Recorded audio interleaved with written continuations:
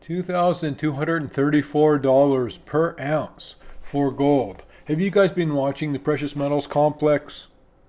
Gold prices are soaring. Silver prices not so much yet. We're going to talk about that in this video. We're also going to talk about what's going on with inflation.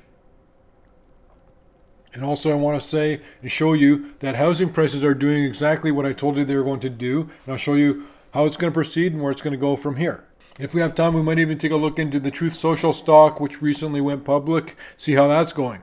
Gold prices have been soaring like I told you they were going to. Last I checked, they were up $25 an ounce today. And I keep having to readjust my script here because I put the price of gold that I want to talk about. And by the time I get ready to film the video, gold's already made a move even higher. I always say to my son, my father, people who know me, my friends, you haven't seen anything yet. Gold's doing well, like I told you it would, and now everyone's realizing, wow, gold prices are going up. What happened? How come it's happening? Oh, the central banks, and they're talking about how much gold China's buying, how much gold India's buying, all the central banks around the world, always buying so much gold. But we were talking about this, you and I, on video, about how China, years ago, was not reporting how much gold they had, how they were making purchases through proxies so that they could disguise their transactions and no one could keep track of how much gold China actually had. We were talking about this years ago. And now gold prices are finally waking up and people are catching up to what you already knew. But there is a difference with silver where the value of silver compared to gold, which you can see through the gold-silver ratio, how many ounces of silver does it take to buy 1 ounce of gold, which typically, if you go back in history, you're looking at about 40 ounces of silver to buy 1 ounce of gold. If you base it on how much of each of the metals is in the Earth's crust, that ratio would be closer to 16. But right now, this is the gold-silver ratio, and I'll zoom in a bit so you can see how high it is right now.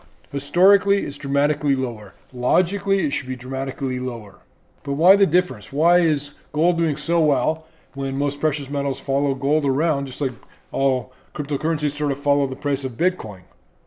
Gold generally leads other precious metals like silver, for example, but right now there's a difference, a really wide chasm, because there's an influence on the prices of gold which is not being equivalently applied to the prices of silver, meaning that a whole bunch of central banks are buying gold specifically, so there's demand for gold, they're not buying silver. That's why you're not seeing it in the price of silver yet.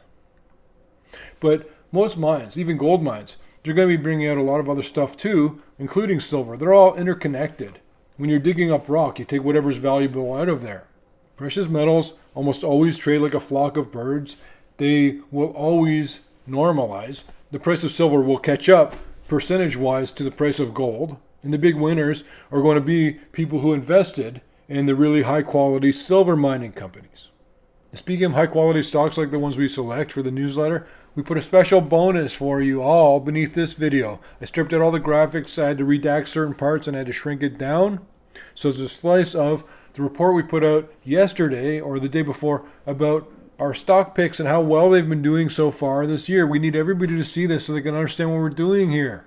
And of course I wanted to talk about inflation, and I told you it's going to bounce. And it was more of a thud than a bounce compared to what I was expecting. But here's a chart of the inflation rate. And this isn't localized to the United States only. It's happening in the United Kingdom, Canada, as well as inflation all over the place. I'm not just talking about the Commonwealth countries. But here's a chart of the inflation expectations. This is not inflation. This is the expectations from people like you and I about where inflation is going to go next. So you can see as inflation is expected to fall, at the same time I want to counterpose that with a chart of the core consumer prices. At the time when people are expecting inflation to fall, the prices of things are increasing. And if you want to see what's next, you look at the producer price index, because that's going to show you how much it costs for companies to make things for you and the cost it takes to bring in all the goods to make that thing. The price has to increase to reflect that, to preserve the company's profit margins. So as things cost more for the producers, then the things that they produce, of course, have to cost more. We need to talk about housing prices. You guys know that I'm always early with my calls, but that, what else do I always say to you? Just wait, just wait. This is a matter of time. Now it's all playing out. And you can see that the media is picking up on it. People are realizing that housing prices are going to start coming down in 2024. But here's a chart that I really wanted to show you. This is United States real estate prices versus Canadian real estate prices. And you can see here, this was the most bubbly, overvalued housing market on the earth at this point. It was a matter of time and an easy call to know that it was going to come down in terms of the prices here. But I do believe that the United States is now going to be next, and I think it won't be as dramatic as the fall in Canada for the prices. They came down so quickly. But I do believe it'll be a long-term trend lower. This is from the U.S. Census Bureau home prices, and you can see how it's starting to fall off a cliff there, or basically I liken it to the beginning of going over a roller coaster.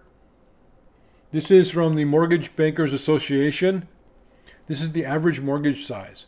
So mortgages are greater in terms of how much of the liability they represent at a time when interest rates are so much higher, so that payments are so much higher. And this is from the National Association of Realtors. This is existing home sales. This is part of what I was talking about. I told you guys that the inventory would heal itself, organically cure itself. Where everyone said, well, the low inventory, so house prices are just going to keep on going higher because the inventory is so low. No one's moving, no one's selling their houses.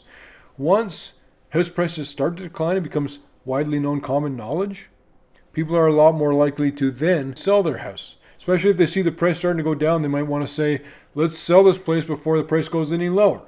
So there's that, but there's also other influences which are going to naturally, organically heal the constrained inventory. Like, I don't know, for example, look at this chart. This is the U.S. housing starts for single-family homes.